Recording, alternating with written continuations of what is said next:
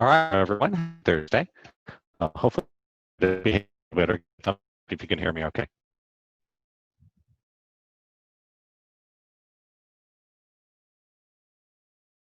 Okay.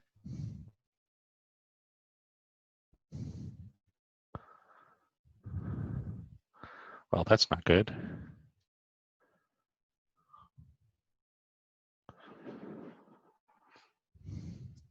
Your image was frozen, Drew, or Brent. Yeah, my internet is crappy. Karl, if that happens again, can you just jump in and take over wherever we're at? Sure, I can. I'll do it. I'll do my best. Awesome. Or maybe Annette can. Awesome. Yeah. So, yeah, Karl and Annette, I'll rely on you guys. I'm in a hotel and I paid extra for their 30 megabit internet, but perhaps I should ask for my money back. Well, it looks like you got it. Yeah. Yeah. You had it for so 1 anyhow, minute. Yeah, I had it for 1 minute. Yeah. So I have just a very brief bit of prepared material because I want to maximize our time with Karl. Just wanted to announce that I have finished recording. Uh-oh. And that says her sound is not working at all. Okay, that sucks. And I've just finished recording my next product release, which is tentatively titled The End of Suffering. I will be posting about it in the Facebook group, and everybody in AI, you will all be invited to be my first round of beta testers if you'd like to. So anyhow, I'll post more about that in the group. No need to spend time on that here. The thing I did want to talk about just briefly was something that I'm working on the program, which I think is a very simple idea, but it really kind of cuts to the core of sort of the difference between the victim, the victor, and the vehicle. And that would be the idea of surrender versus giving up. And in our lives, when we live as the victor, it's a little hard to tell the difference there. And of course, the victim gives up. The victim says, well, it doesn't really matter what I do because someone or something else is responsible for what happens in my life. So I might as well give up and check out. The vehicle takes action, but with surrendered presence, meaning that you trust that there really is this higher power that will guide things to work out the way they're supposed to. And that's, I think, a critical difference, because we don't want to give up, because when we give up, that takes us back to the victim. And I certainly know, because this is something that I've been looking at recently, trying to ask, okay, as I move forward with my business, my relationship, my family, whatever, right, my health, am I giving up or am I surrendering? And one of our challenges, of course, is that from the outside, the victor and the vehicle look almost identical. And so I just want to, offer that to everybody as something to think about in different areas of your life. Are you surrendered or are you giving up? And if you're giving up, how can you take responsibility for that again and take a proper action as the victor, right? Do what's right, do what makes sense. And at the same time, surrender the result as the vehicle. So anyhow, at least some of that. Give me, Brent, if you heard me. Brent, Yes. I heard you. And can you clarify Okay, the victor and vehicle for me a little bit more? Oh, sure. Sure. That's this is based on a model developed by Karl Ruth Knox, which I really like. That it's sort of a simplified version of the Hawkins scale of consciousness. Okay. That the lowest vibrations are the victim, and the victim thinks that something beyond some other people or circumstances controls their life. So they don't take proper action, they don't show up in time, they don't take responsibility, et cetera, et cetera. Well, I think it's interesting, Brent, that if you look at it, the victim has as much power as the victor, realistically. Absolutely. But it's just it's misdirected creativity, isn't it? It's being directed towards absolutely. the environment to draw all the things you need to hold yourself back, right? Yeah, I think if we look at the muscles in the body. Forward, yeah. Sure. The muscles in the body make a great model, because if we look at, for example, the bicep and the tricep, if you're squeezing your bicep and your tricep at the same time, they cancel each other out. So you're putting all this effort into achieving no result. Yeah. If you learn to relax one, then the other can actually have some effect in the world. Mm-hmm. And so the victor takes responsibility, but the victor thinks that they're a separate being, and they have to figure it all out and make it happen. And they think that, for example, the job is the source of their money. And then the vehicle still takes action as the victor, but is open to outcome rather than attached to result. Where, our goal is to aim to be more fully embody the vehicle state, where we are doing the right things, showing up on time, being accountable, giving out our best effort, making goals, moving towards them, but also trusting that everything's going to go where it's supposed to. I think that the vehicle is informed by the process. The victor is informed by the process. And the victim chooses not to be informed by the process in a certain way, doesn't it? Yeah, I think that the victim, to a large extent, shuts off or shuts down. Shuts down and just blocks the data that would Yeah. actually facilitate the movement, and uses that data to stay stuck. Yeah, it's a misinterpretation. And that's, we all have our escapisms, whether it's getting in our head or video games or TV or alcohol or whatever. Mm-hmm. Things that take us out of feeling, put us back in the victim state. Mm-hmm. And we're just kind of checking out, giving up. I notice for me, the vehicle, Brent, that when I get into that, it's I'll have some neurotic pattern that's running unconsciously in the background, which turns into what would appear to be laziness from the outside. But I'm just caught in a neurotic looping that cuts me off from the data that would, if I just surrender, the data would move me forward. It's like anchoring yourself with neurotic behavior. It's fascinating, isn't it? It's a good comment. I think it's true that a lot of the time it does look like laziness. Yeah, it looks like, and it isn't. It's something else. Yeah. It's just Jim Drever's term is residue. Mm-hmm. It's sort of the residue of the lower vibrations that's still clinging in some respect. Right. And we let the residue take over for a while. Yeah, and that's why you have to be really vigilant in the process and reflect on and turn your observer on. So, if you can get that observer turned on and get out of your head and just get a little bit of gap zone there so you can observe yourself, then you can free yourself from that residue, right? But it's very, it's addictive, and it's easy to fall into it because it's a known state, isn't it? And there's also a genetic propensity towards those residues. It's in the genes. And so, I think a lot of us learn that too. And a lot of us learn too. But if you have a certain propensity genetically, you're going to attract behavior to you that's going to result in that residue getting activated, right? Absolutely. Yeah. So again, it's vigilance. Yeah, evidently my internet is. Yep. Yeah. And I don't know if you were here, Karl, when I shared. I'll share it again because I thought it was really good. Something I got from Jim Drever, which he said he heard from Tupac Shakur, which is that to realize is to see with your real eyes, which would be the observer. Right. So when we realize the story of the I, the self, then it collapses and we actually find freedom, in theory. Well, and you see, in each moment, you have the opportunity to be in bliss and to be connected and to be connected to that divine spirit, or you can start suffering, right? And start creating a little story about why you can't be in that divine experience, right? And then you're immediately disassociated. It's again, that happens so quickly you don't even know you're gone, right? Yep. And it can be a story of suffering inside of a story of suffering inside of a story of suffering.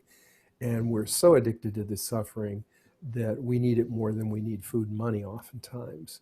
And I find it fascinating when I watch people stop it. And Gene's seen it happen in some of the groups where people stop and then they'll immediately start up again because we're just not used to being at that level of peace and being in the moment, not being in the past and not being in the future, just being here and taking action in the moment. And if you're here and there's no thinking going on and you have direct access to the quantum field, you're in functional thought. It's a body thinking. It's all done in feeling. It isn't done in the rational mind. And it's a very different way to actualize oneself. So you already know this, I So, bet. well, a lot of the work is hearing what we already know and letting it Yeah. sink in. Yeah. So, I didn't have a lot prepared today because I did want to maximize our time with Karl. So, who would like to share? Yeah. How's You can everybody share about this, doing? share about something else. How's the AI Yeah, going what's for going all of on? you? Yeah. What's going on for you? Um, it's nice to see you all again. Um, Got a good group tonight. it's been about a month or more since I've seen you. Um, how are y'all dealing with judgment and your ability to see when you're judging and then being able to collapse that down? Because it's the judgment of the rational mind that prevents you from moving forward. It's you can't see anything if you're bound up in judging what you see around you and labeling it and giving it meaning and creating a story about what you see. Um, one of the ways I go into the quantum field with you is I stop thinking completely. So I don't see you as a physical entity. I see you as a quantum possibility. And it's, Colleen, as I go into the state, I know it's something that you're waiting to have an experience of. And I see you more in that place. You're actually you're getting more connected to your true self as you go through this process. And I'm going to go in here a little bit with you. Whether you feel it or not, it doesn't matter. The thing is, the information's all around you. It's being provided to you all the time, and over time you trained yourself not to pay attention to that divine spirit, that quantum. It's almost like a chorus of angels that are giving us the data we need. It's always there, but we just don't see it. And then it's like I noticed 3 or 4 days ago, Colleen, that I was in one of those little neurotic patterns where I was just circling around in my head and didn't even realize it. And there was all this information around me that I've been blocking for months. And my life is really easy, Colleen. And it was just a way to make it harder and out of embarrassment, of my life being so easy. It's a funny thing. So I'm just going to go in here with you a little bit, and I'm going to go in with everybody else. And what are you all feeling, folks, as I start to move into this superposition atomically, where I'm going into the wave state instead of the particle state here? Is anybody noticing anything here? And if you do, just comment. And Colleen, you're feeling this more than you're aware of, because I see your field changing as I go in here. Yeah, I feel an expansion and spreading out. Calm and heating up. Yes. Well, do you notice that you're aware of the space around you more? Yes. Yeah. It's a fascinating thing, isn't it, that you begin to become part of the hologram. Mm-hmm. You begin to experience yourself in that which you are creating, right? And we are creating everything that you see around you. Without observation of the human being, there is no physical space and time. It comes into being through thought. The whole experience comes into this physical realm through the thinking of the collective.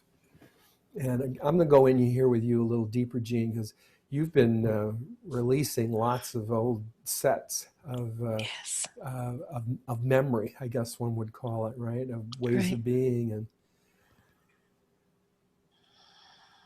so what are you learning from this, Gene? Talk a little bit about your process, because it's been been a slow surrender, I guess I would say. Yeah, it has been. Well, and you understand, we slow it down because there's some part of us that feels guilty and and is bound to shame and won't let it just be easy because we think we should be punished, right? And Right. the guilt demands punishment, right? Right. Right. And I don't see that going on right now for you. Oh, right. It's peeling back the layers, because as you've been working with me and Brent as well, is that when things come up from past that you didn't realize were affecting you, and you have to learn to live in that moment and let it go. But it's yeah, and like you say, you come from an openness and you just observe, and it's almost like keep your mouth shut. Well, it's about listening, isn't it? Yeah. Yeah. We tend to want to open our mouth, and as soon as we do, we disassociate. So much of what we're doing here, Jean, and you're doing great, is learning how to communicate from your body, from your authentic voice, as opposed to the voice of the ego and the rational mind. Yeah. And you notice, everyone, how easy it is to hear Jean tonight, because Jean is speaking more from that body place, that functional place, the intuitive place. And it's a receptive place where you're listening as you speak, right? Right. And Right. you're listening to the whole environment, and you're basically channeling what you hear around you through this little portal into space and time. And it's a closed system. And when you get into judging and disassociating and creating a story about it, then you just become separate from the whole thing. And then you experience loneliness, right? Right. You can't be lonely. If you notice, you don't feel lonely right now because you're connected to everything in the room. Mm-hmm. Isn't that interesting? Yeah, we're all one, and I can feel the whole connection. Yeah. And you can feel can you all feel her connecting to all of you? Yes. Isn't that nice? Mm-hmm. So, yeah, that's okay, Colleen. It doesn't matter. It's not a big deal. We assure you, it is not a big deal. You're here with us, whether you're aware of it or not. Now, you can feel Colleen. Now, what would you say about that connection with Colleen, Jean? She doesn't want to connect. It's like holding back. Why do we do that? What's the value in doing that? There's value in it, or we wouldn't do it, right, Jean? Oops, did your computer freeze? Well, Maybe she ascended. She just burned out all the circuits in her computer, and she ascended. Vishal asked a good question, which I'll end with because we have a little pause here. Yes. He asks, is surrender the same as letting go of attachment to an outcome of desire? I would say oftentimes, yes, that's part of it. It's interesting. I've just about finished reading a book written by I think his name is Ikeda, who's the head of the SG Buddhists, the Nichiren Buddhists, and the early Buddhism, the Buddha, especially the people who came before him, they were all about getting rid of all desire, asceticism, to just starve yourself and cleanse yourself and meditate and lay on a bed of nails and all these things to try to basically pound desire into submission so that you had no desire. And whereas the latter day Buddhas talk about the path, more of the Mahayana Buddhism, is embracing the desires and being present to the thrill of being human, but at the same time being open to the outcome that sometimes we win and sometimes we lose. So I just thought that was very interesting that the was desire bad. The new thinking is, well, the desires are important.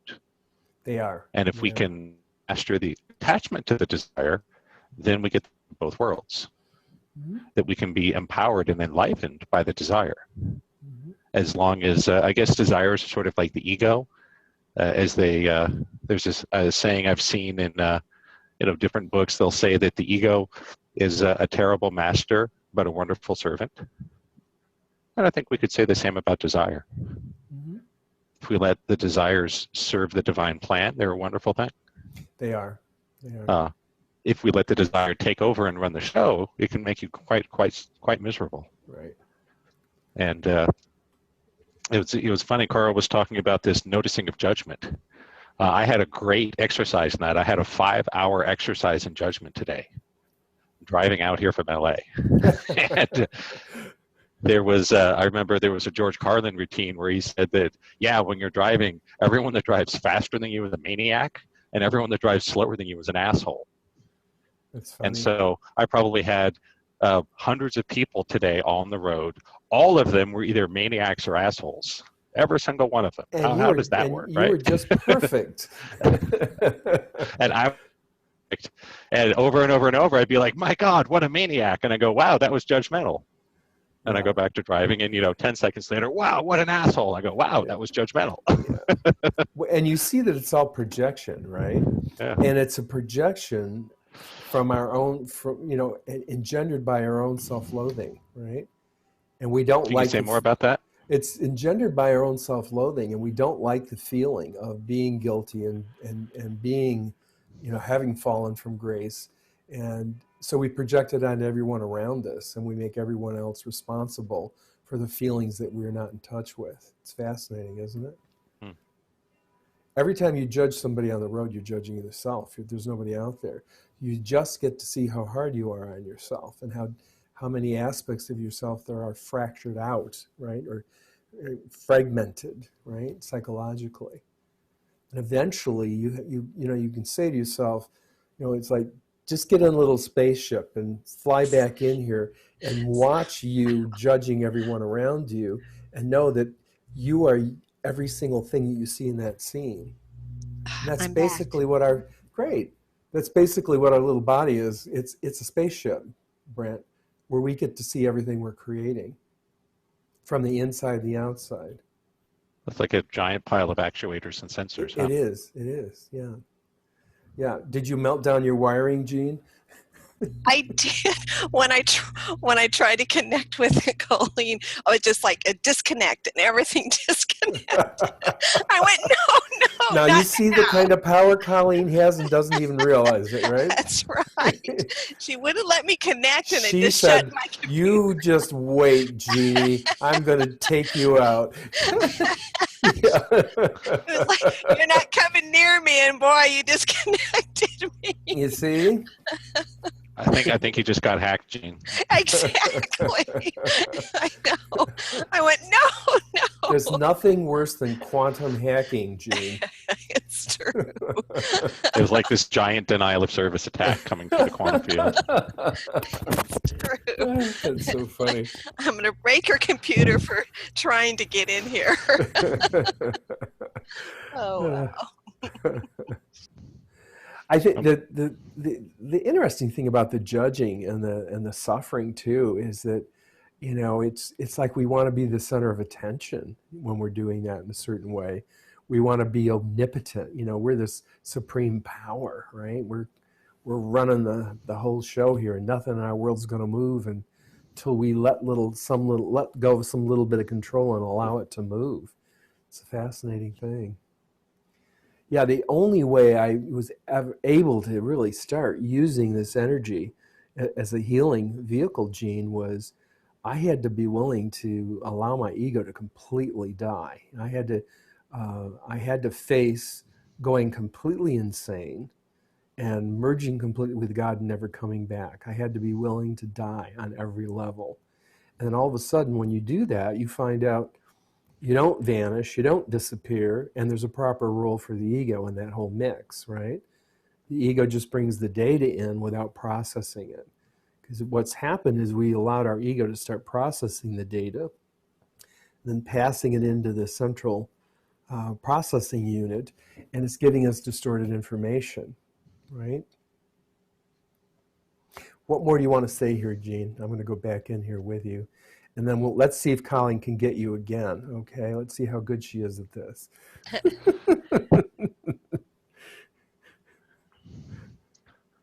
So you were about to say you could find Colleen. Guess what? She just did it again. Colleen, you're brilliant. That's impressive. That's impressive. That really is impressive. I think we have I think we have to go makings for of a- 3. We have to go for 3 times, Colleen. You know, I think the CIA would pay a lot of money for this. That's hilarious. Yeah, they really would like you on their team, Colleen. Yeah, They're looking for people like you. yeah. Go melt down some. Go melt down for some major facility someplace. Yeah, or some, you know, some small country's voting system. Yeah. If the wrong candidate is ahead. Yeah. Yeah. Yep, Gene's gone. Yep. Oh, and Dan vanished. Oh dear. Did you? I think he's off taking care of all the maniacs and assholes. Oh, he's back. Okay. We thought you dematerialized, Dan. For me, we thought Colleen got you. And the funny thing is, we actually do dematerialize many, many times a second. We do. We're constantly. That's how I can connect with you. I'm going to the place where you're not in this physical space and connecting with you there, in the quantum field, in atomic superposition. Let me go connect with you for a second, Dan. And it's been a while since I've seen you. And how are you doing? I'm feeling good, very calm. Yeah. Let me go in here a little deeper. As we go in here again, notice how you can feel everybody in the space and just assess that connection that you have and the accessibility that you have with each person here. Notice that each one of us is putting out a certain invitation, either to receive or to block or to give, or, you know, there's some energetic exchange that runs automatically as part of our mythology, right? And there's, you know, you're very receptive today. Are you aware of that? Yes. So you're very open to yourself. It was unusually easy to connect to the group today. Was it? Great. Great. Yeah. Great. Well, they're moving. You know, they're vibrating at a higher and higher level all the time, Brent.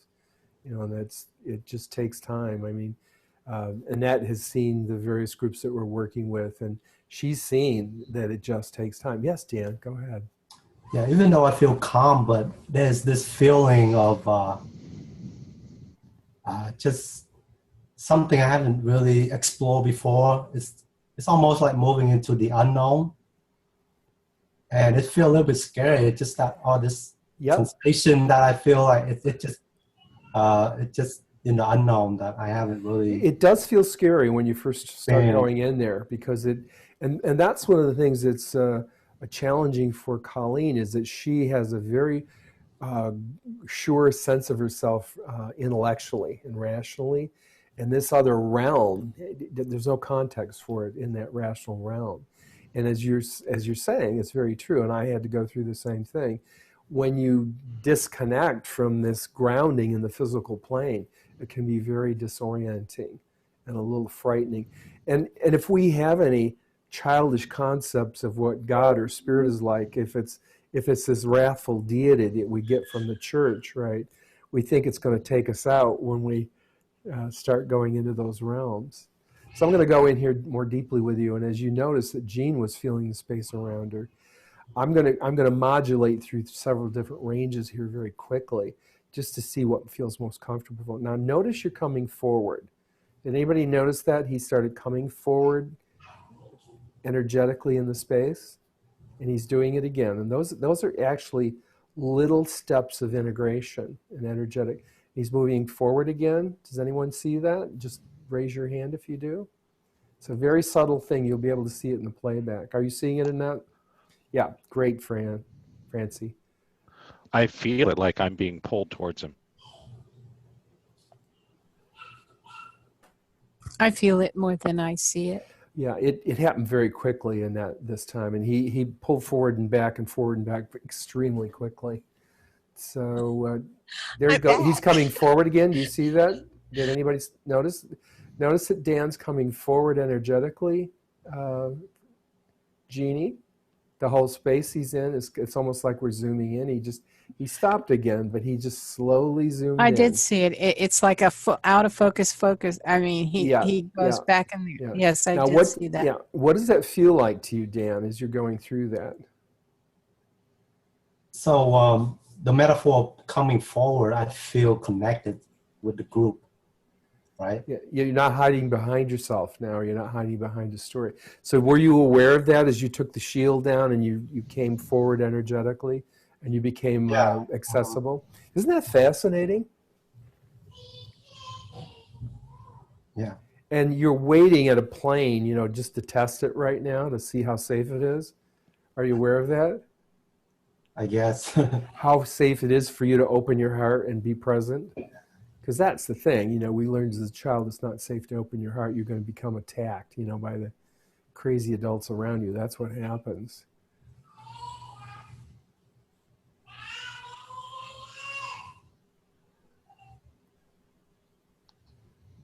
What's going on? Where you find yourself?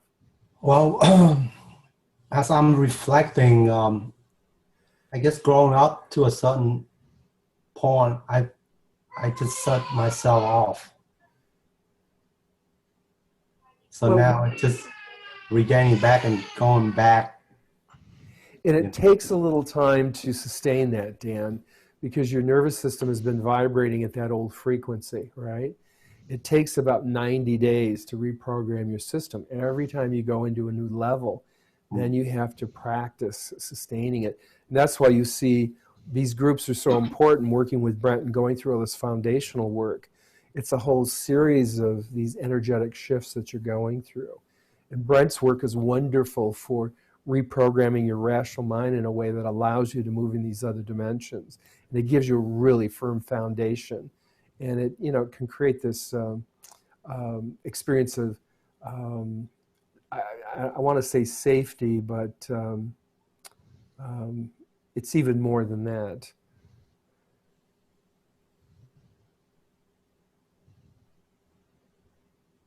Yeah, Dan, I see you in like an assimilator to where you're taking the driver's seat and you're ready now to take the controls and work with it.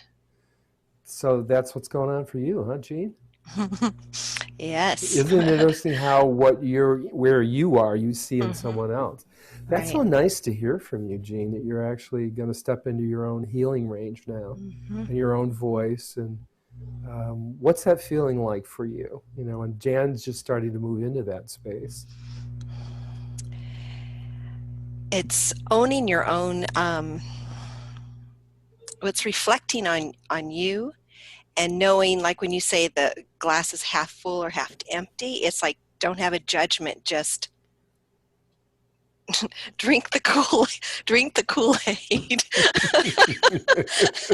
You know, so it's, yeah.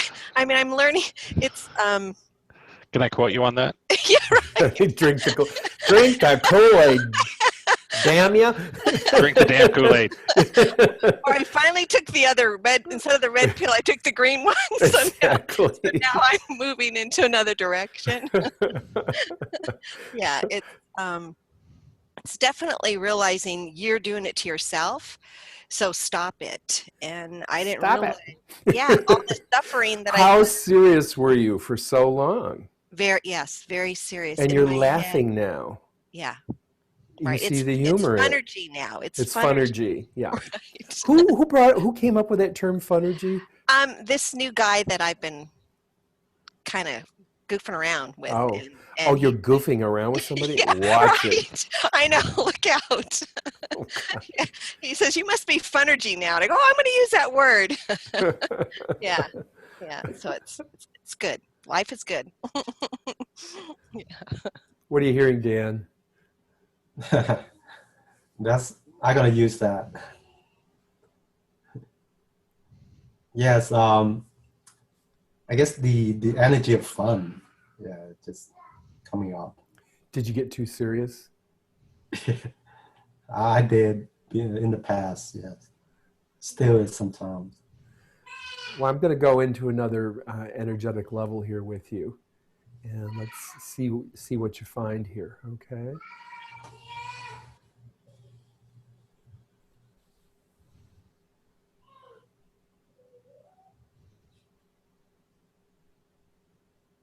So what are you feeling? Wow. get a little bit emotional, but it's a little sensitive. I guess I'm pretty empath, so I can feel. Right. Mm-hmm. Yeah. Do you notice that you're holding yourself at a certain level? Yeah. Yeah. Matthew, how you doing?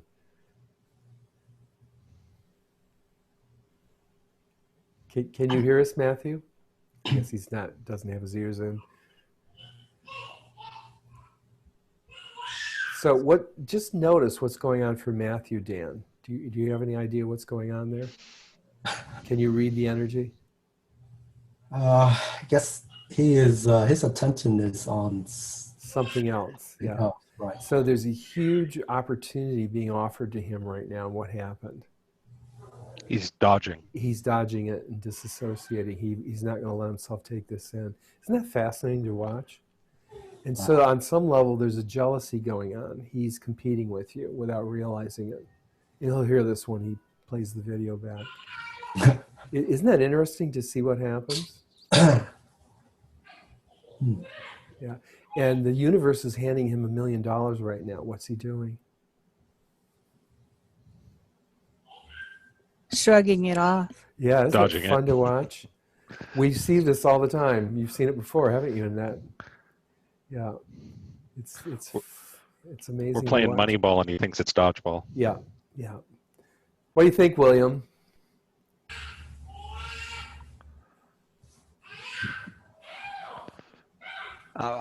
I really wasn't thinking. I was just enjoying the space. So I'm so sorry.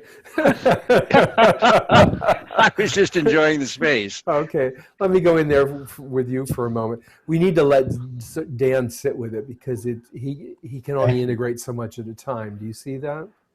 And it's not appropriate to sort of like push more on his plate than he can digest at a time.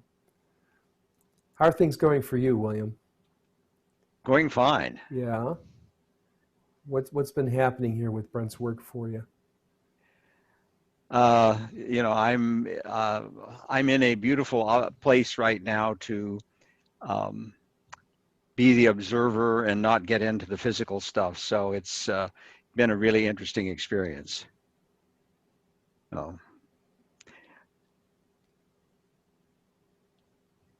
What the experience is, I started radiation treatment for prostate cancer. So I'm going in and, you know, just observing the whole thing and the environment and just being in the space. And it's really interesting that way.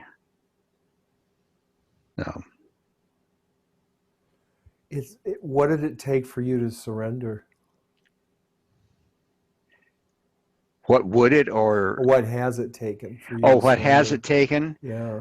A real understanding that I'm not my body and I can just observe what the body's going through and not get involved in the drama that goes on around you when you're in that kind of a place, that environment. Yeah. Yeah, because so there's a lot of drama, right, and all that, and just be the observer of the drama rather than the partaker of. Yeah. We had a fellow over the last 7 or 8 months that when I started working with him, he had a tumor the size of a walnut in his lung. And I started working with him, William, and for a month. And the next to the last time I spoke with him, I said, I'm not going to be able to work with you anymore because you're taking the energy in and you're making yourself more ill. You're making yourself sick. Yeah. And so the 4th time we were on a conversation, before the session, the week before, he spit up blood and he had to go to the emergency room just before our session.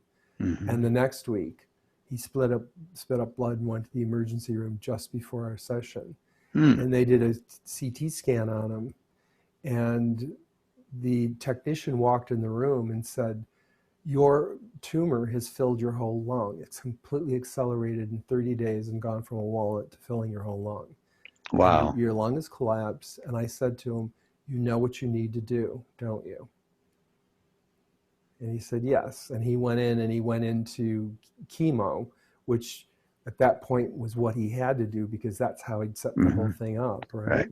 Right. And within 30 days, the tumor was gone. And but at that point, he started taking the energy in to heal, and it just completely reversed the whole cycle. But I basically had to scream at him, William. He was so locked up in this self-destructive behavior. And I'm not suggesting that that's what's going on for you. Right. But, No, I don't sense that at all. And the wonderful thing is, I sense you taking the energy in here as a vehicle to heal. And one of the wonderful things for this fellow is that he declined the radiation.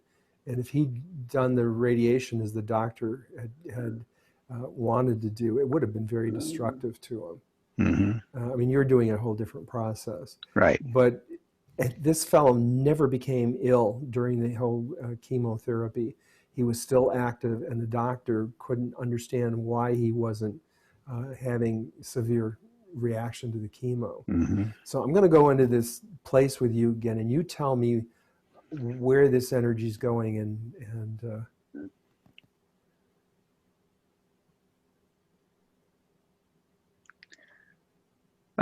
right now, it feels like the whole energy field around my body is expanding. It's a lovely feeling, isn't it? Oh, it's wonderful. Yeah. And you notice that it's an intelligence within which everything, you and everything around you is contained, and it has data in it. There's information in it. Yeah, I can feel it vibrating on my physical body, on the skin, etc. Now that's actually photons being released at the cellular level, and that's reprogramming going on, that vibration. It's fascinating, isn't it? That one mind that, outside of time and space can connect without any latency in the quantum field. It's just amazing, isn't it? That we have that kind of power. Yeah. Right. You saw what Colleen did to Jean's computer, and that'll prove it to you. A whole new level of hacking. Yeah. I'm feeling really, really clear space around you, William. So the important thing is that you take in the data that this physical dynamic is offering to you, whatever that information is. Let's go into this space where that dynamic is configured in your body and see if there's any information that you can retrieve. Okay. Okay. So I'm going to go in deeper here and see if you can see what's presented to you.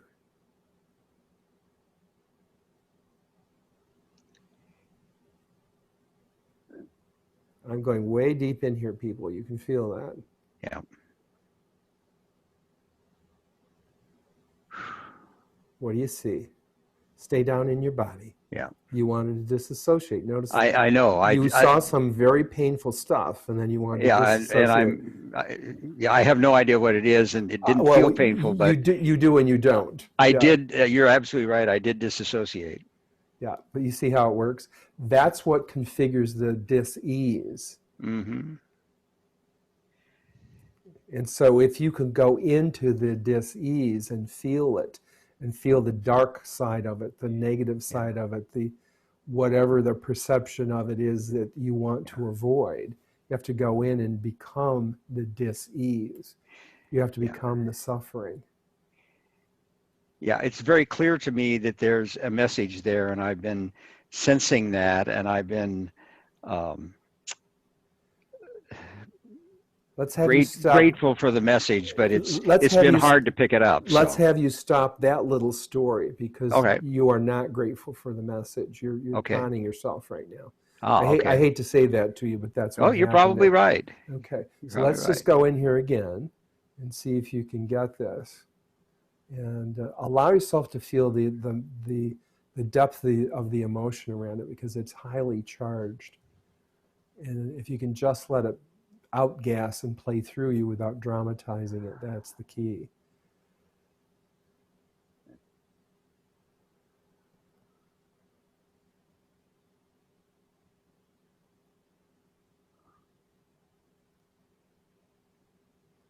You're doing great.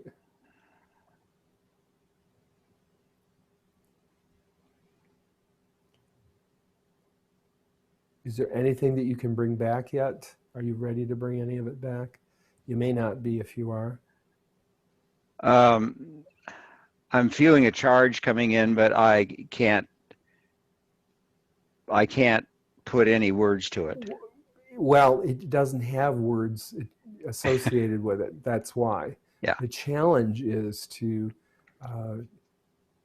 decode the information and be able to describe it with our limited language. Mm-hmm. Mm-hmm.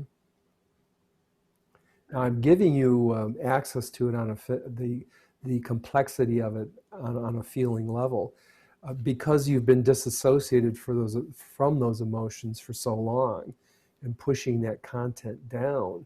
It's called denial, right? Mm-hmm. Sure. It's a little overwhelming sometimes when all that data just wants to come out, and you find out it's very different than one perceives that it is.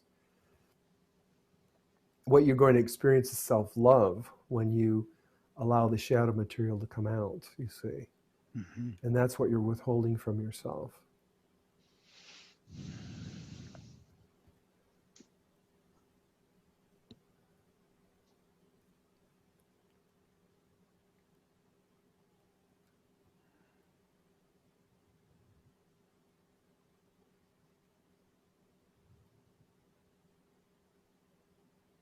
You're seeing something. What is it?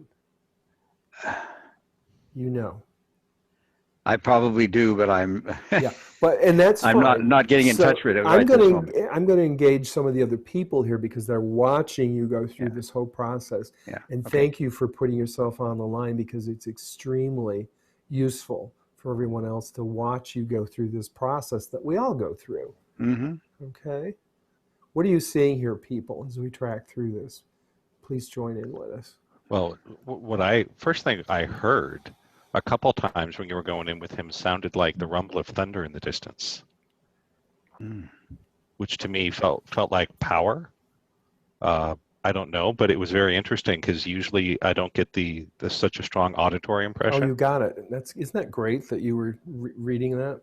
But it happened multiple times, so there's something there. I also saw him turn into an old man, just in agony. He did, and what he was turning into was the pain that he was actually beginning to integrate shadow material. That's why he get aged so dynamic. And if he can allow himself to go into that shadow material, all of that agedness or agingness will integrate, Brent. Yeah, it was like a terror, an agony, a helplessness, all mixed up. Mm-hmm. And it is as confusing now as it's always been to him. But he has more resources now than he's ever had, Brent. And you couldn't see this years ago. Do you understand that? Because you were stuck in a similar place. So what are you learning from this, Brent? People are assholes and maniacs. You got it. And that's the truth. Yeah. Well, it's interesting. I think today is a great example of how the one thing that Karl always stressed in his intensive life training was that the group moves forward as a group. Yes. Yeah. And I think today the group has taken a step forward, which is really cool. You're healing each other always when you're in this space. Yeah. And it's funny because I didn't come in expecting that or looking for it. It's just, oh, that's interesting. Yeah. That's what showed up today. That's pretty cool. It is. Who else wants to share here? Harold, Edward, Vishal? What I felt was a vibration of him going in and out. But that was just a few times that I felt that. And anywhere particular in your body? It almost seemed as though that his body expanded. And then it did. I felt the vibration really strongly in my left leg. That's why I was curious where you felt it. I wonder where you felt it too, because I felt it in my left as well. Yeah. Did you feel it in any particular area of your body, Edward? I felt it more in my torso than right. It's my whole body responds to sound and color and all of these energies. I know how to read it now. It was always responding, Edward. I just didn't know how to read it. Mm-hmm. It's like a smell or a taste, right? And I know how to read those scents now and those tastes. Yeah. Yeah, they'll often call it your intuitive language. It's what it is. Yeah, we have to all develop our own vocabulary, don't we, Brent? Yeah, you have to label everything within the context of your own domain. Yeah. Did anybody see the 13th Warrior? No. Movie? There was just a great scene where there was a warrior captured by a tribe that spoke a totally different language. And at first, it all sounded like blah, blah, blah, blah, blah, blah, blah. And then you'd hear words like water, blah, blah, blah, water, blah, blah, sleep, blah. And then little by little, over the course of the scene, he started piecing together the new language. Mm-hmm. And I love that scene because that's very much what the intuitive development process is. Mm-hmm. At first, it's all just blah, blah, blah, blah, blah, blah, blah, blah. Then you get, oh, that means water. And oh, that means sleep. And oh, that means food. And little by little, mm-hmm. you become fluent. Yeah. Yeah. If you like guy movies, it's a good one. Check it out on Netflix. I'm going to go back in for a second, William, because you've had a little break, okay, so that you can process some data in the background. And how you doing?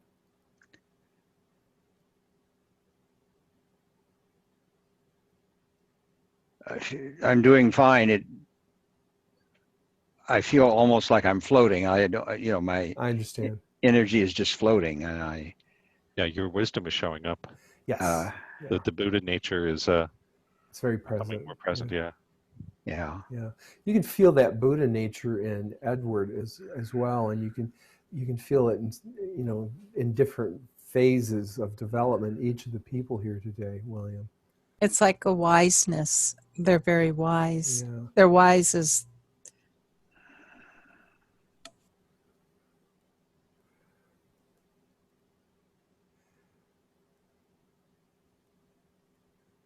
Today I was talking to someone.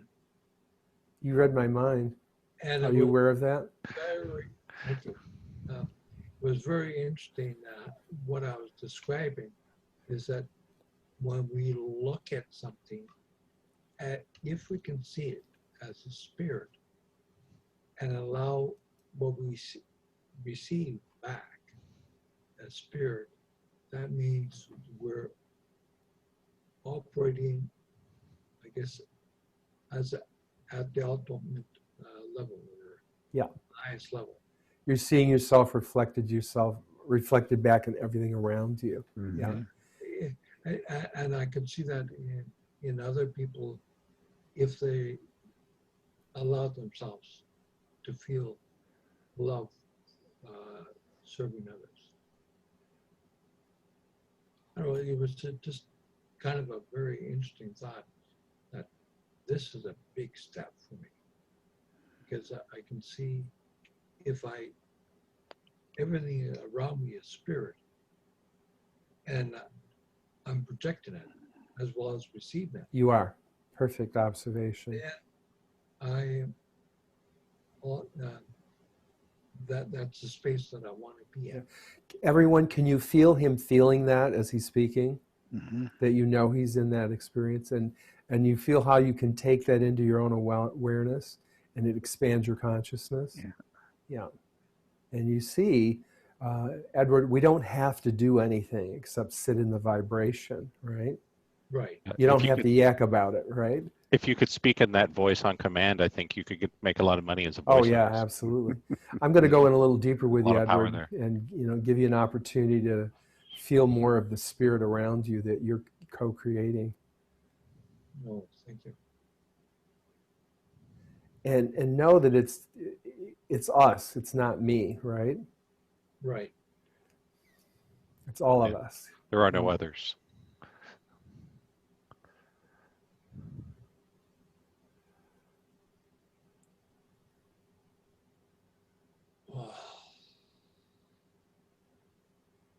Are you moving your camera, or is it doing it itself? It does it itself. I have a webcam. Okay. It's Colleen again. Colleen's so good. I'm watching beauty leaking out of her. There's nothing you can do about it, Colleen. You're going to be beautiful yet. When I first looked at her tonight, I could see it radiate. Isn't that nice to see that radiance coming through? Does that piss you off, Colleen, that you're becoming more radiant? Yeah, I'll bet. Yeah. Let's go back in there, Edward.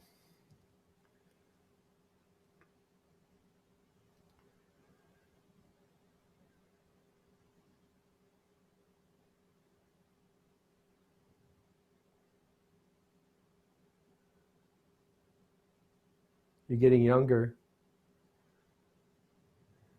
Wonderful. Yeah. Isn't that fascinating? Oh, I could feel it in my voice. I could hear it in your voice. It had a wonderful desire behind it, the voice. Yes.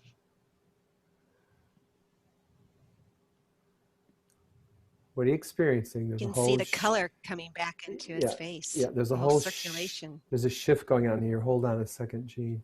Okay. Yeah. You actually started to rescue him when there was a big shift going on.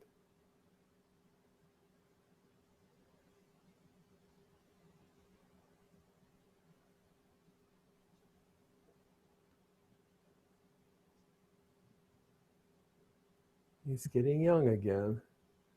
How's that feel, Edward? That's the space where I want to be. Well, it's the space where you are.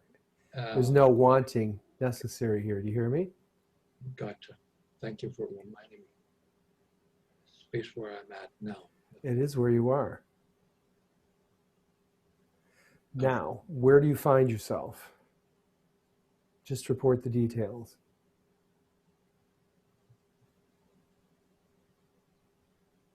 I feel energetic. I feel, or at least the body feels more energetic. You're going to jump up and spin around and do a jig? Okay. Also feel much younger in the things I used to be able to do. Isn't it funny how we lose track of those things? We let the physical aging process kick in when it doesn't have to. Yeah. That's right. Thanks, Colleen. Thanks for tracking along. Yeah. You're a jewel. You have no idea how helpful you are, Colleen. It's really, really, really useful, the process you're going through. It's very helpful to everyone. The other day I was listening to her and Brent. I had to listen to it twice because you had to listen to it, huh? Yeah, like it was a private session that he recorded with her. The information and the feeling that I got from that was just incredible. What do you want to say to Colleen about that? Thank you for participating and allowing me to hear that. It's very generous. Appreciate it. Yeah.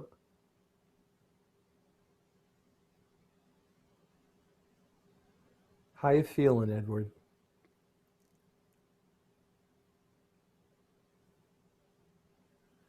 I feel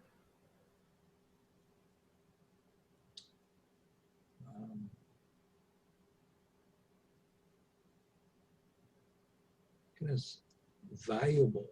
I feel excited.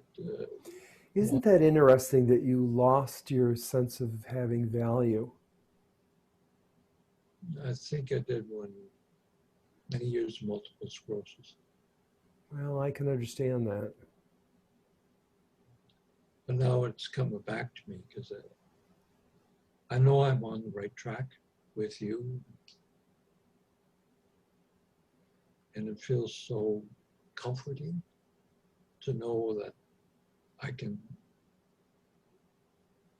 be what I want to be, or maybe not what I want to be, but well, be who you are. Put myself in a state and be that. Yeah. It's much easier. So you're in a wonderful teaching mode, Edward, right now. What do you have to say to each of the people here today? I just really thank each and every one of you for participating in this particular process with me, as well as yourselves going through what you're going through and sharing all the experiences that you've had with me so I can expand. And if I can help you, great.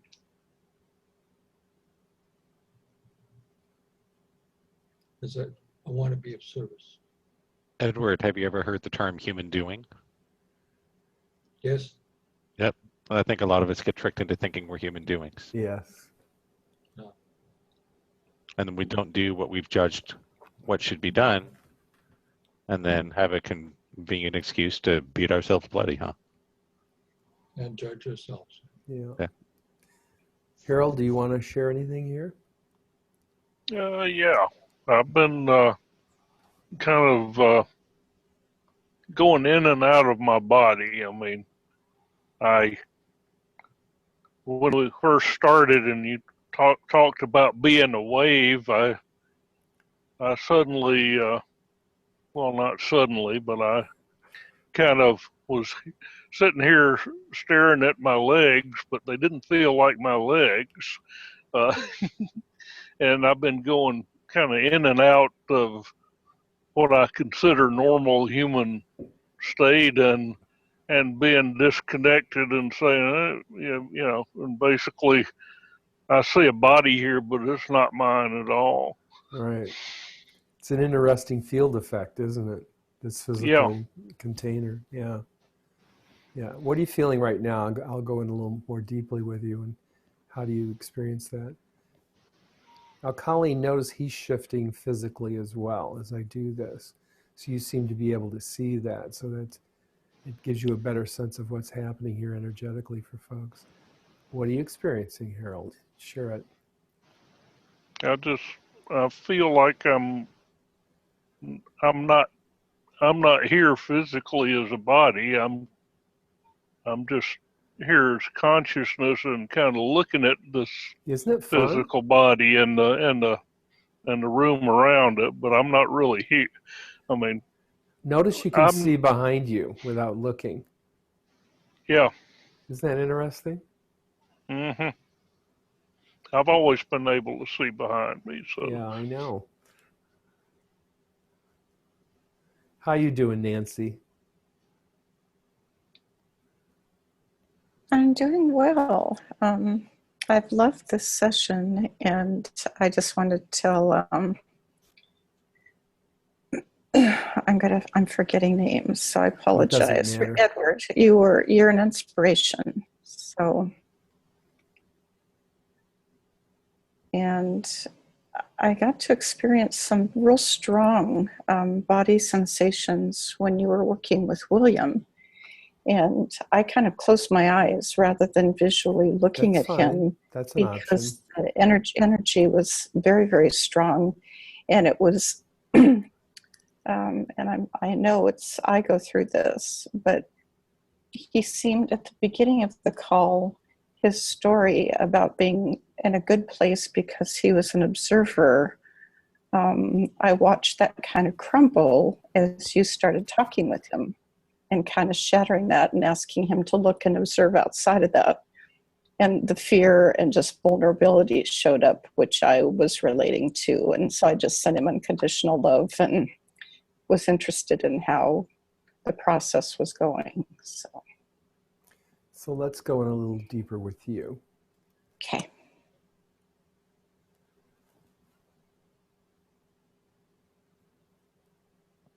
So what do you think happened when you sent him unconditional love?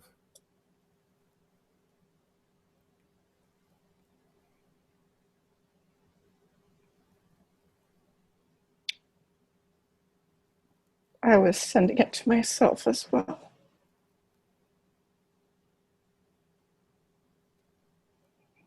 It has to go there first, doesn't it? And Yeah. then you don't have to do anything more than that, do you? I know. But notice how you minimized yourself and sent it to him and didn't give it to yourself. You took your own energy and gave it away.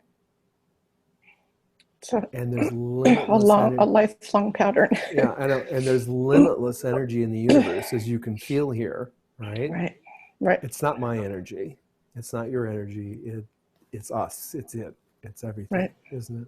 Isn't that fascinating? Yeah. It's just interesting to see the little devices that the ego brings in, isn't it? Mm-hmm. How it wants to own it. And as soon as it does, it restricts the natural flow. Right.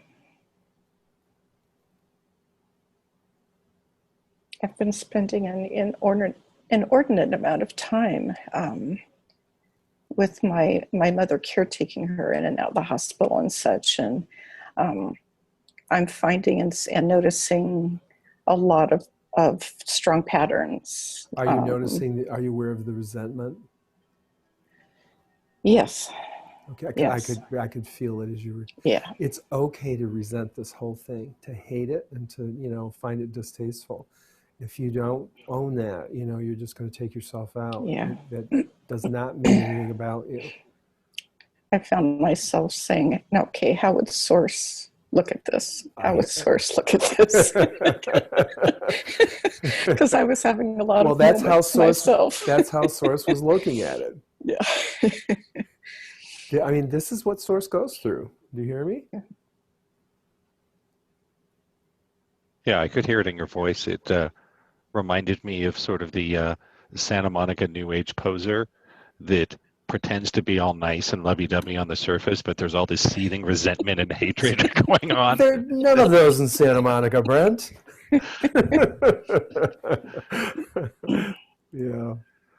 Yeah. It's tough when you're around that energy where people are posing as being very loving and peaceful, and then they're just going to wipe you out, because they're so angry and filled with rage. Allow yourself to let that rage pass through you rather than personalize it. It's just the rage of the undifferentiated consciousness, You don't have to take it personally. That doesn't mean anything. It doesn't. The universe is completely unemotional, Nancy. We're the ones who take the data and give it meaning and distort our perception of reality once we give it meaning, right? And we're giving it incorrect meaning because we're filtering the data through our worldview, which is based on a lot of incorrect information often. Now, notice when I go into this space with you, you can feel the resentment without turning it into a drama or making it, turning it into a judgment. It's just energy. Right. It's good data. Right, and I got to witness and go through the different spaces, because when I would stop I'm going to stop you because you're not. Okay. You're lying to yourself right now. You're not really going through it. You're disassociating. You're trying to avoid feeling the hurt and the pain, and which you won't feel the love and the joy either, and the things that have been wonderful with your mother in your life. What you'll see is you've been playing a character as a way to cope with all the stress. Mm-hmm. That's all. It is stressful. Yeah. And it doesn't have to be, but it is until you give up whatever mechanisms you're using to stress yourself. The story that you have is that if you're not going through stress, you don't love your mother. It's simply not true.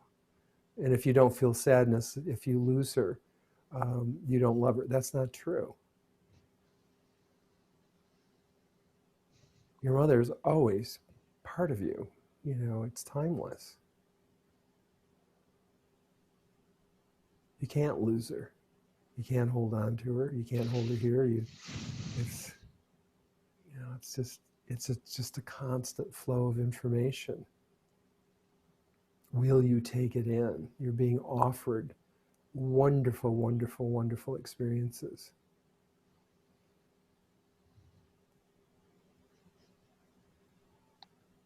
Notice what you're feeling. What are you feeling? It's ugly. You But got real. look, You got real genuine there You got real, and you look Yeah. beautiful when you felt the ugliness. Were you aware of that? You're going to see it when you Yeah. play it back. Yeah. Yeah. You got real for a little while. Yeah. You got real. It's fascinating that just a few days ago I was writing down the list of blocks for the End of Suffering program, and one I put down that I don't ever remember clearing at anyone was that we have to suffer and worry to show other people we love them. Yeah. Yep. So I'm so glad you're writing all those things down, Brent, because they really are so useful to people beginning the process. You know, it's so helpful.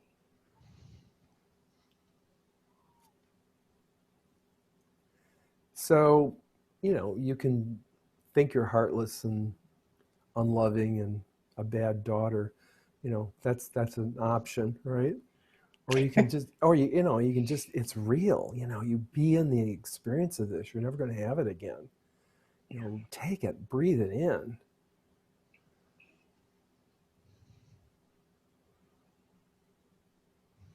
We don't have a very good relationship with death in our culture and passing to other states. It's hidden in our culture. No, you know, I had a guy here repairing the backup generator for the house the other day, and I said, "How long ago was it installed?" And he said 3 years ago. And I said, "Did you know the fellow who installed it?" And he went into this really strange laugh about how he died before I ever met him, but it was the strangest cackle that came out of him because he wasn't in relationship with death, right? And it was kind of a hideousness that came out of him. I thought, wow, that's fascinating.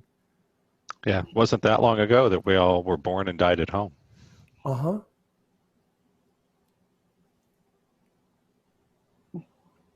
What are you hearing, people? Any feedback for Nancy here? Anybody? Edward, Colleen, William, anybody who wants to jump in there? I was feeling her sadness.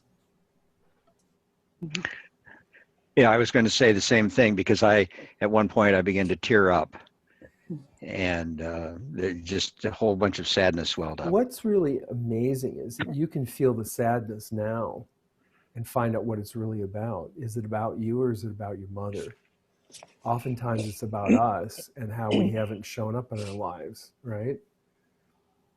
And it's a joyous moment when a life comes to an end. It's absolutely amazing.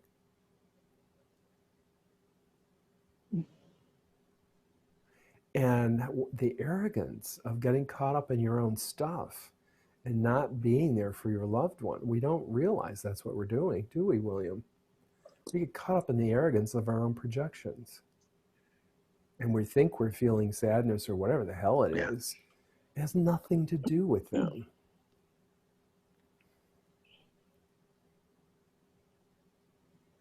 Is it like a personal drama? You think? Yeah, and what's the value of those personal dramas, Annette? It's more real than being in the moment. What could be more real than being present to what's going on in the moment, right? But then we have to create this little evening news story, right, Annette, about what's really happening. And it's not really happening. When people talk to me about death at work, I'm like, I don't see it as death. And it's hard for me to say that I'm sorry about their loss because it's not a loss.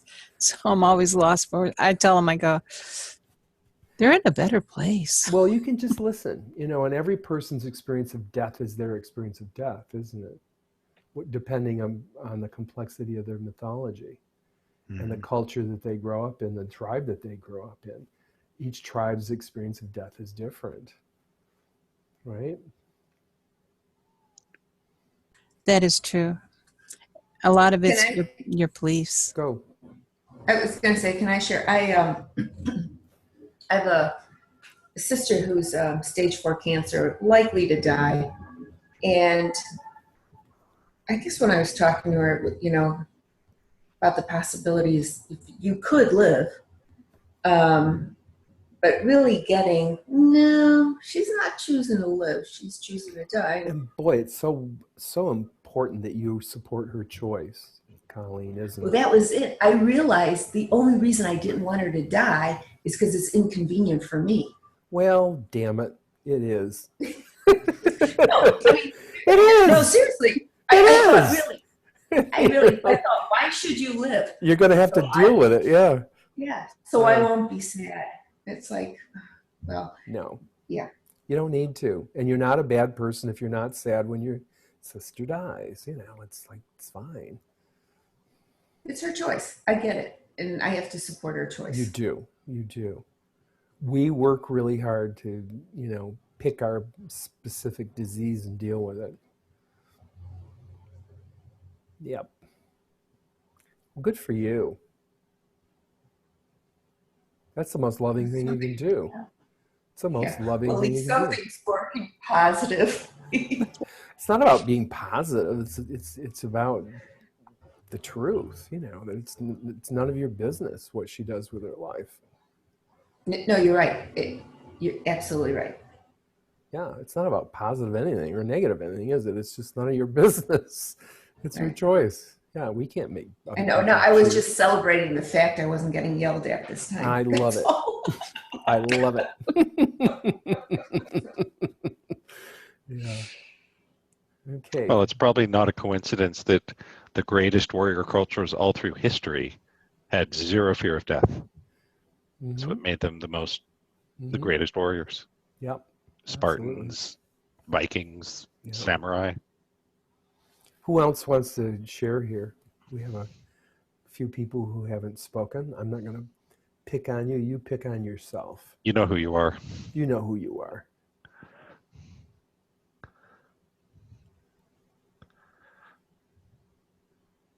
Yes, Francie, I can't hear you. Your mic isn't working, Francie. Do you know how to turn that on? We're terrible lippers. There you are. Yeah. There, okay. The red dot means it's on. You think? Another step forward for me in technology. I love it. As I'm becoming more aware, I especially lately see how much I judge everything. Isn't it amazing? It's just mind-blowing, isn't it? Yeah. It's like tedious. It is. Is every negative thought a judgment? No.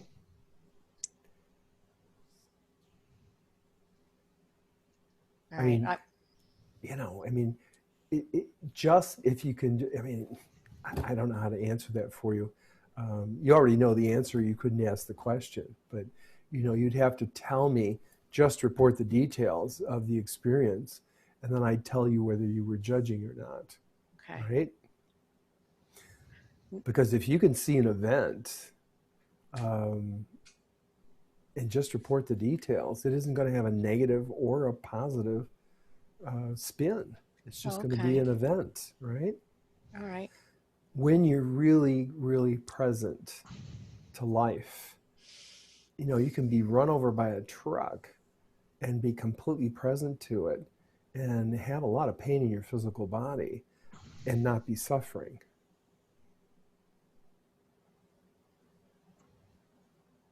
And that actually happens to people that are in a very traumatic experience. Time stops and everything slows down.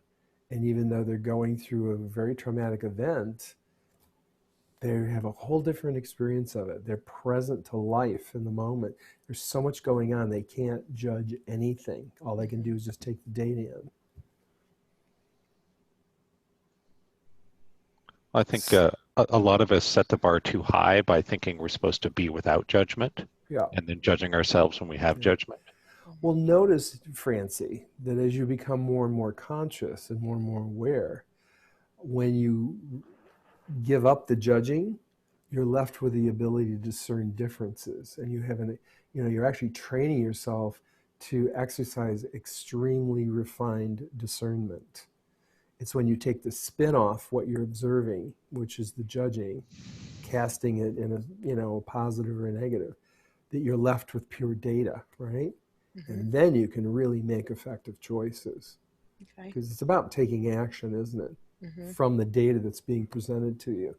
When you judge it, spin it negative or positive, you're going to distort your perception of reality. You're probably going to screw yourself up and you're going to make the wrong choice. Okay, so there are positive judgments.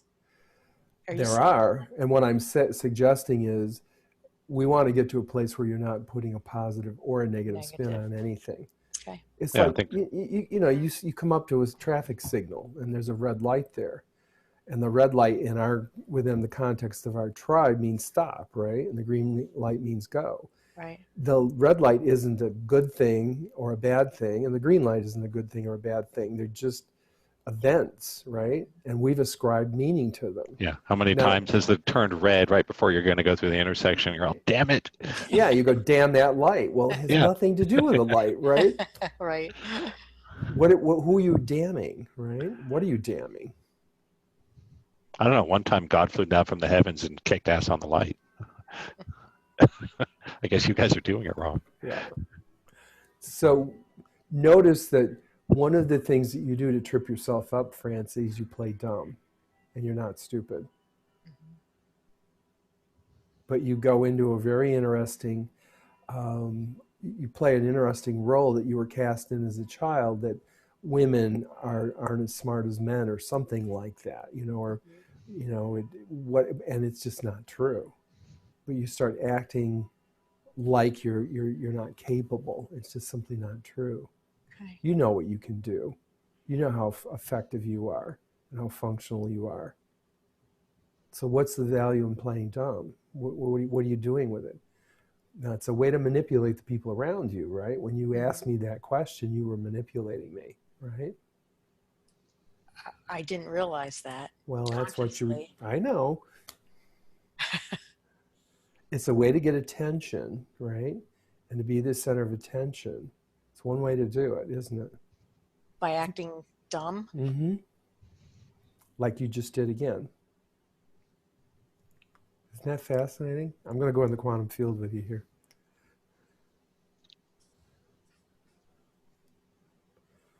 Spirit, divine source, will inform you if you stop the story that you don't know the answer, right? Okay. You know the answer to everything.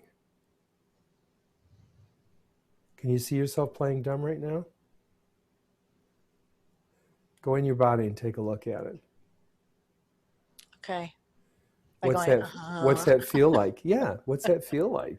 Can you feel the embarrassment? Yes. Good, because if you can feel the embarrassment of doing the behavior, then you're going to penetrate it and let it go.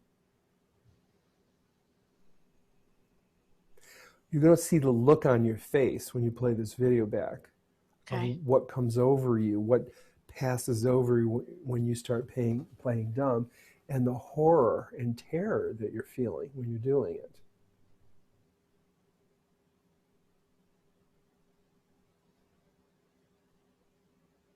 Now notice she's morphing a little bit, people. As I'm working with her here, you may see her shifting. She's actually, her field is integrating as she's passing out of this story. What's that feel like, Francie? See, your vision's going to turn on. You know, that's what hasn't been on, your future vision. Notice what's going on. You see all these different feelings playing through her. There's an empowerment coming in.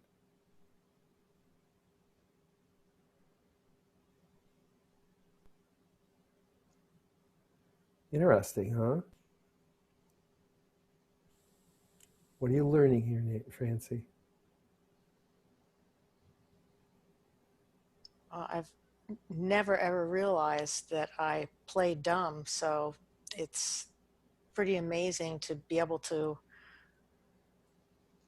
reflect on it. Yeah. Yeah, the silence is the reflection of the silence. Everything you need to know is in the silence if you can get yourself there. Mm-hmm. Isn't it wonderful? It tastes like you had a really good meal, doesn't it?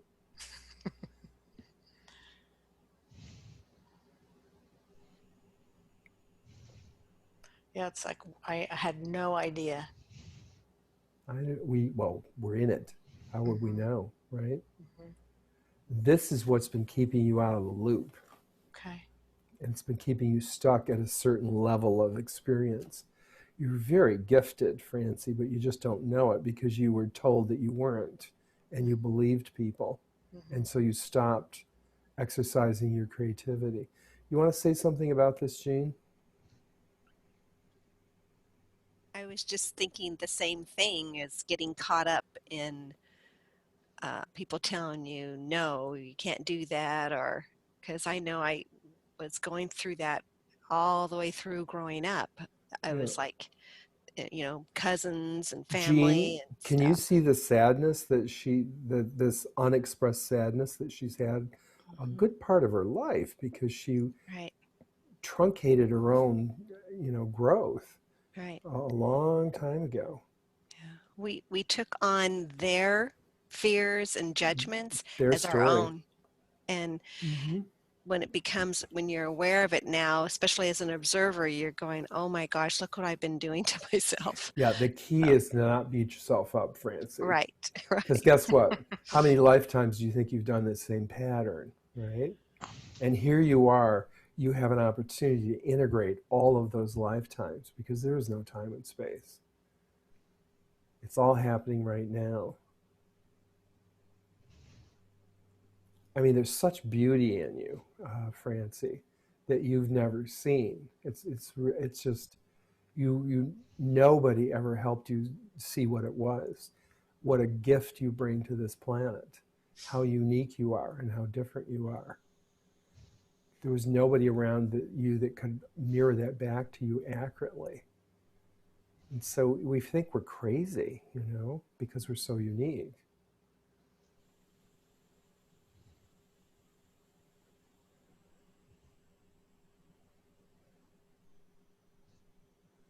It's nice to see you breathing.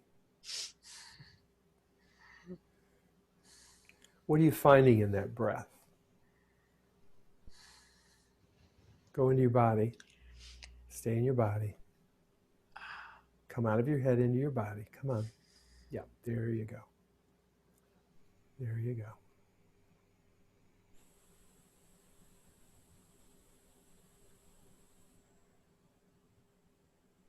We can start to love you now. Do you understand that?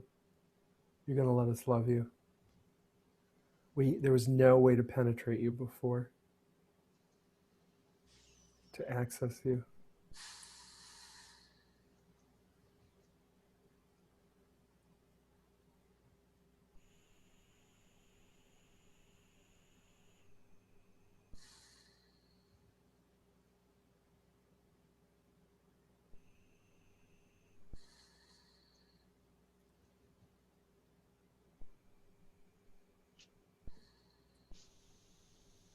What are you getting here, Francie? Relief in validation of the suffering that I went through and how much I lost, and that I can get it back. Yeah, there's a self-forgiveness I could see here too. Yeah. Yeah, you never lost it. You just stopped accessing it. Mm-hmm. Yeah. Anyone else have some feedback for Francie here? Anyone? Well, I think for a long time you've been trying really hard to convince us that you're not threatening. That's part of the playing dumb. That's probably true. Yeah, that's a very, very wonderful, observation, Brent. You don't want us to think you're powerful or threatening. Right. Is just the feeling that keeps coming to me. Yeah. Okay. Yeah. Yeah, we wanted to play safe. Yeah, it's interesting, isn't it, Dan? So you can see your version of this, right, Dan? Yeah. Francie, you would have made a great assassin. No one would have suspected it, right? Until the knife goes into their back. Careful, Brent. She'll come and get you. There's not a very big price on my head. Probably cover her travel expenses.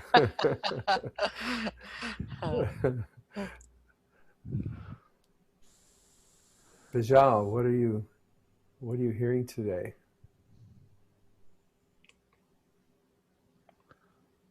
it's interesting. The overall feel of the group today is a little bit different from what it's been in the past. It's almost, I don't use the word serene, but there's a kind of a stability that's present today that hasn't been there before, or not in the same way. Well, it's a process, isn't it? Yeah, we go through stages developmentally.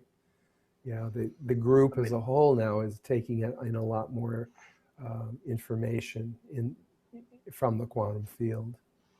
Yeah, and there is that stability. Mm-hmm. It's a great observation. What else do you want to say? I don't know why I'm just drawn to Colleen. She's like peering at me.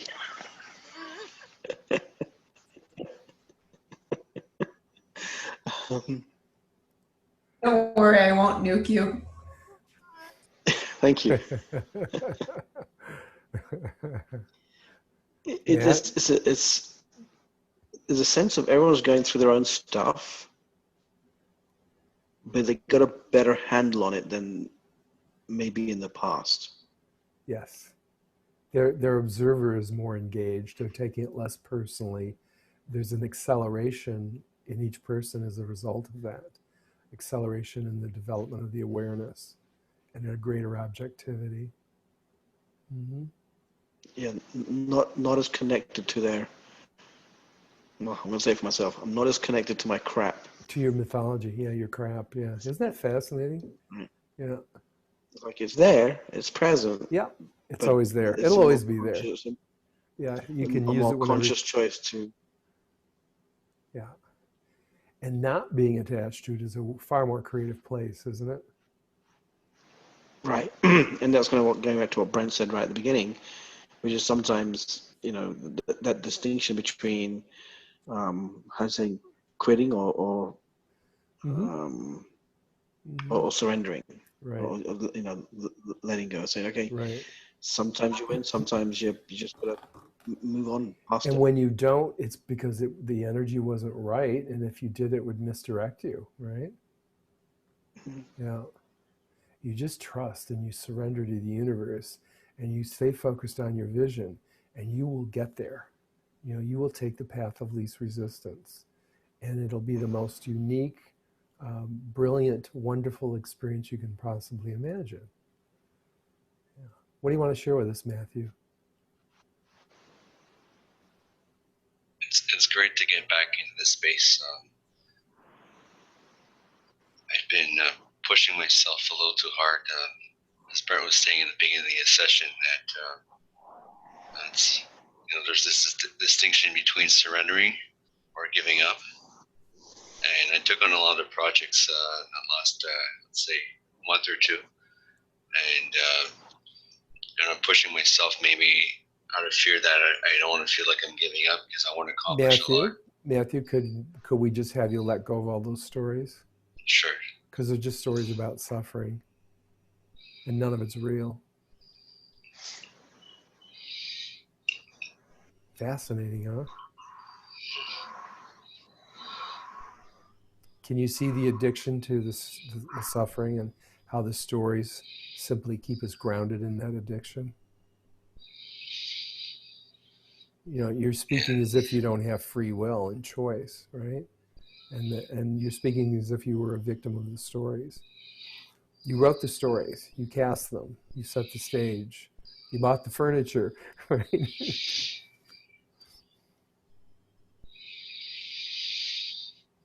Yes, I want to go with a different approach. I put myself through some suffering. I did. Which is fine. And it's nice to be back in the space with you guys because I feel like I took myself out of it. I'd like you to stop that story too. You can't take yourself out of it.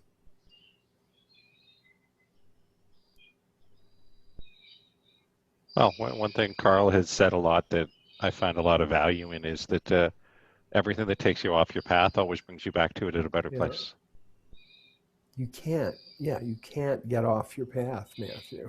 Right. You just think you got off your path. It just, that's a manipulation. It's a power trip. It's just, you know, it's just a way for you to suffer on another from another context, in another form. It's I think an application of spiritual elitism. Yeah. To think you know what your path is and what it isn't. Yeah. Oh, I've certainly done it once or twice. Oh, come on. I've never seen you do anything like that, Brent. Once or twice a microsecond. Never. Yeah. No, Matthew, what was coming to mind right now is an exercise Terry had me do a long time ago. And, you know, anyone that wants to do this, it's a fun one. You literally write up your life as if it were a play. Yeah, it's a great You have a cast of characters and you write out, you know, the story, the plot, you know, make it like 2 to 3 pages, and then take a big red marker and go rewrite the damn thing. Because it's your play. Yeah. And Matthew, you could have Francie come in and play dumb for you so you don't have to do it.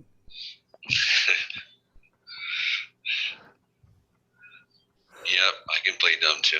Uh-huh. You got me good. You got me good a few months ago. Gosh, it's amazing to watch what we do, isn't it? Our myths are so powerful. Yeah. Well, one thing I've heard is that for actors, one of the most difficult challenges in acting is for an intelligent actor to play a dumb character. Mm-hmm. They have to be really, really smart in order to play it. Yeah. It's ironic, huh? Yeah. So you got to be really freaking smart to play dumb. Yeah. Right, Francie? Are you the smartest one in the room, Francie? Yes. Good.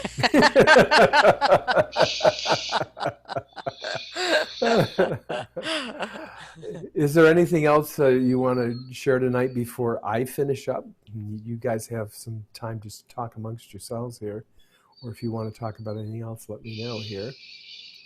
Do you finish up in 15 minutes, Brent? Yeah, or do you have we'll finish up in about 15 minutes. Okay, so you want to just interface with your group here, Brent? Sure. Karl's checking out. I don't have to, but I just thought I'd let you all. No, it's no problem. I was just going to ask if you're going to leave, could you leave your recording on just because my video was frozen for the first hour? I will. It would be awesome if you could upload it to YouTube and send me the link. I will do that. My internet has been working the last hour, but the first 40 minutes, everybody was frozen. So yeah, I know. We would love to get your recording. Yeah. But I'd love to have you all just participate as a group without me intervening here. It's been a pleasure seeing you all again. And wow, you know, it's just wonderful to see what you're all, how well you're stopping. I guess that's the way to say it. Mm-hmm. Yeah. Take care, everyone. I'm going to let this go. I'll just mute myself. Okay. Awesome. Thanks, Karl. Thank you, Karl. Awesome to have you here. Hey, thank you all. Good night. Night. Thanks, Karl. Take care. So, Bijal, it was fascinating that you chose the word serenity, because I spent the entire drive here 5 hours listening to the band Serenia. And the only time that the road wasn't full of maniacs and assholes was when I was enraptured into the music. So it's fascinating, huh? That when I was really present to the music, there was just cars around me. I wanted to funny, huh? Yeah. And then that's what I got from the group. But I also wanted to circle around back to the giving up, Brent. Mm-hmm. As you were sharing that, I realized that so much of Western personal development is around not giving up, to the point that, you know, that you know, and in Eastern philosophy, detachment, letting go, not so much the word surrender, but variations of that, is actually a spiritual discipline. It's actually advised sometimes that, you know, you need to be wise enough to know when to let go. But yet in the West, and it just, you know, it's about not giving up, and to the point where if you do, you've almost kind of self-labeled a kind of a loser, right? And so we have to be really careful about some of these things we hear in the world of personal development, which is more or less designed to sell programs and books, and not necessarily the best advice. Well, I think that is true. They are marketing driven. But I think most of the content is designed to either help victims become low-end victors, or help people climb the victor ladder. There's Right. almost nothing that goes beyond that. And yes, they are generally marketing driven, meaning they mostly just care about making money. Whether or not people get results is sort of secondary consequence. It just has to be good enough to not get a lot of refunds, right? And I think it's really interesting that, especially in the older Eastern traditions, it was about renunciation of desire. Mm-hmm. And we saw that in the Western traditions too. And in the the more recent versions of it, the desire has been brought back into the fold in a different way. I will admit, I'm a big fan of historical dramas. Huge nerd, and it's really interesting. One show I've been watching recently is The Last Kingdom, which is you've seen it. It's really well done, I think, and it's set in a clash of the cultures of when the Danes are fighting the Saxons for control of what we call England today. And it's so interesting how they display the two different cultures and their attitudes towards life and death. And the Danes, the Vikings, the Norsemen are very much about being alive. They want to fight, they want to drink, they want, wine, women, and song, and, it's glory or Valhalla. Whereas the Saxons are Christian. And in some ways they are more evolved, but in some ways they're totally missing the point of life. But it's fascinating how both in the East and the West, they kind of found the same path of the easy path to the top of the mountain is actually the renunciation of desire. That's why, all these different traditions across the centuries all over the world would have some version of your vows of chastity, poverty, silence, obedience, right? To force you to make the desire off limit to you, sort of forcing you into giving it up. And the newer versions of the teachings, what we might call the path of the marketplace in non-duality, is to live in the world and have a family and start a company and have a mortgage, right? And a 401k. And to have desires, but to let them move through us and be the vehicle. So it's kind of funny that we're sort of trying to take the best of both worlds from, back from the Saxons and the Danes, to have the desires and be alive, but also have this idea of surrender, that it's all the will of God. And it's a more challenging path, I think, because it is, I think, easier. There's a reason that in the monasteries they locked you in a small room with a little bit of food and water and had you chant and pray all day. It's easier to be present when you're never going to have money because you took a vow of poverty, right? You're never going to have sex. You're never going to be power. So it's easier to be present to what you do have. Now we're here for a little more advanced version of that. To have the desires and let them move through us. And to experience the joy, because there is joy there, isn't there? There's joy in making money, right? Anyone who doesn't think so, send me your money. I'll take it off your hands, no problem. It'll certainly cause this guy's a little bit of joy, right? Or, to fall in love.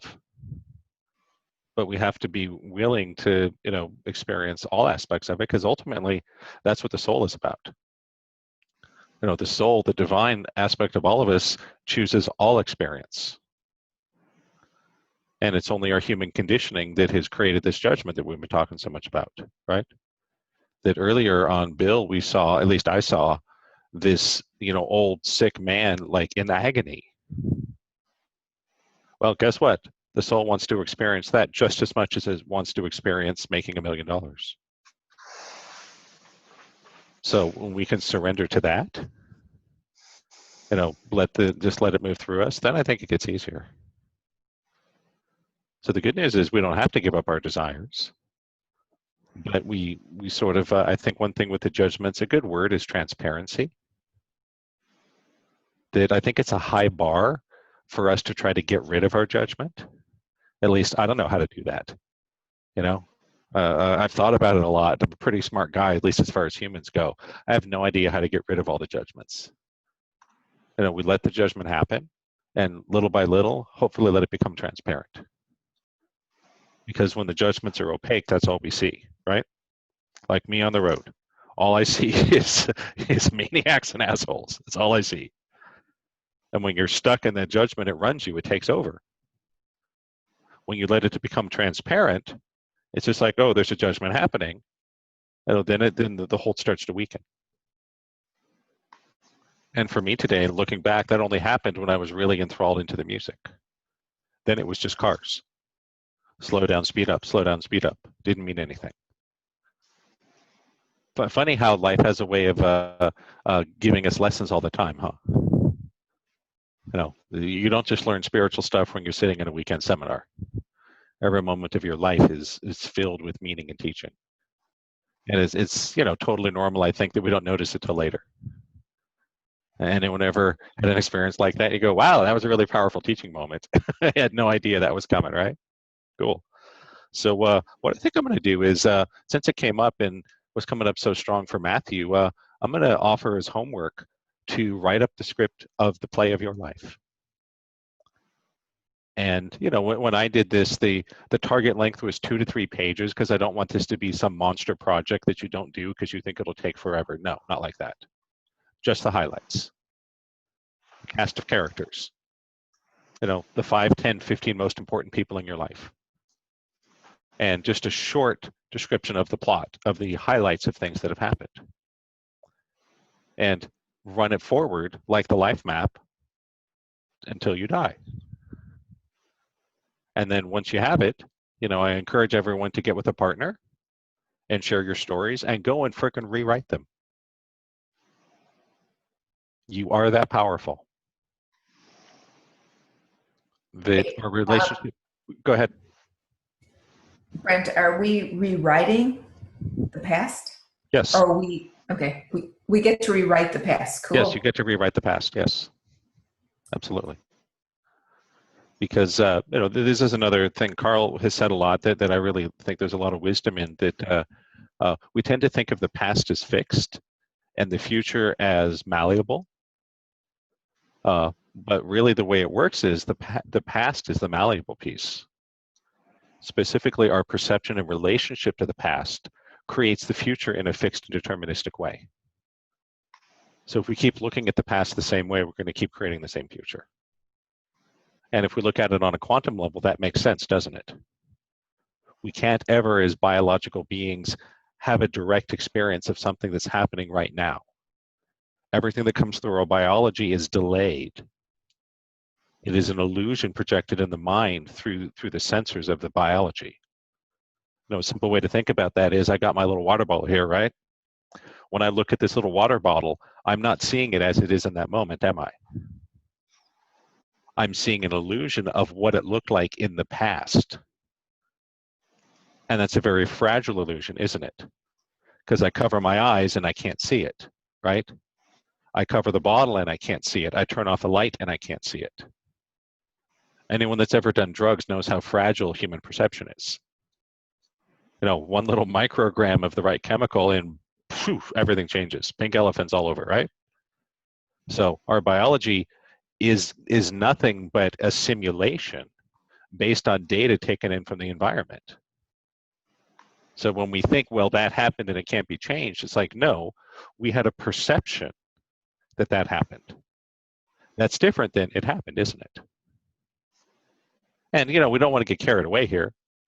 I don't think that people we've lost will spontaneously come back to life or anything like that. Maybe that'd be cool, right? We just want to recognize that our relationship and our belief about the past is what creates the now and the future. That's all. And rewriting the script is a good start. Change how you view the past and you'll create a different future. Not out of ignorance or, don't want to look at it, but that we have a choice. I mean, that's the essential message of positive thinking that gets lost in all the nonsense and the hype, is that there's many ways to look at something that have validity, and we get to choose which way we want to look at it. And which way we choose to look at it has a huge impact on how it affects us, right? The old example that I heard from one of my teachers was, most of us think that death is a bad thing, right? There's plenty of cultures in the world, especially the warrior cultures, that was their goal in life, was to die in battle.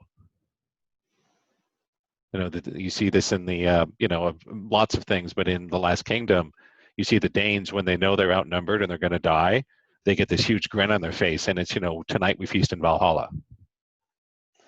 And they're just like, this is the most awesome thing ever. So that's kind of what we're doing with our lives. We're just rewriting it. We can't necessarily change the material past, but we can certainly change how it affects us and how we perceived it. And that'll make a different future. And I'd encourage everyone, stuff comes up and, work with a partner and see if you can rewrite the script of your life, because it is your script. And, if you want to print it out and take a big red marker, great. Or do it on your computer, that works too. Brent, actually, Yep. As I think about it, it makes a ton of sense, because if you're from a large family and you compare notes with people who are from large families, you all know that you have brothers and sisters who seem to have grown up in a different family because they have a different experience of Yes. the family. It's like you were right there in the same room with them when all this stuff happened, right? And you remember it totally differently. It's pretty crazy, huh? Yeah, that's how powerful the mind is. And I will also be posting, as soon as I find my audio guy, he seems to have fallen off the face of the earth. As soon as I can go find him and claw him back and get it edited, I will put that up as a beta test, and I'll just post all the details in the Facebook group. But I think you guys will like it. Any questions? Oh, and I also we forgot to give Harold some kudos for solving the brain teaser last time. Yay, Harold. Harold, how long did it take you? Yeah, I don't know. Probably once I started working on it, and I really couldn't. I couldn't not work on it. Yeah, well, I was having dinner with some people as a business dinner, and I literally just sat there thinking until I solved it. I didn't want to eat, I didn't want to talk. I just I must solve this, must solve. But it probably took me, I don't know, 4 or 5 hours or something like that to solve it. It took me longer to write it up to where it was. Yeah, where absolutely. it was comprehensible than it did to solve it. Yeah, but it's actually important to do that because you get a much deeper understanding of it when you force yourself to write it up and teach others, right? Yes. Yeah, so I'm really glad you did that. Cool. And for those that didn't check it out, Harold nailed it. And for those that missed the brain teaser, it's on the last video. So, if you want to go try to solve it before you look up Harold's solution, you're certainly encouraged to. Any questions? Any final comments? All right, awesome. I think we took a big step forward as a group tonight. So this is awesome. I'm encouraged. We'll see you all next time. Thank you, sir. Thank you. Good night. See you next time.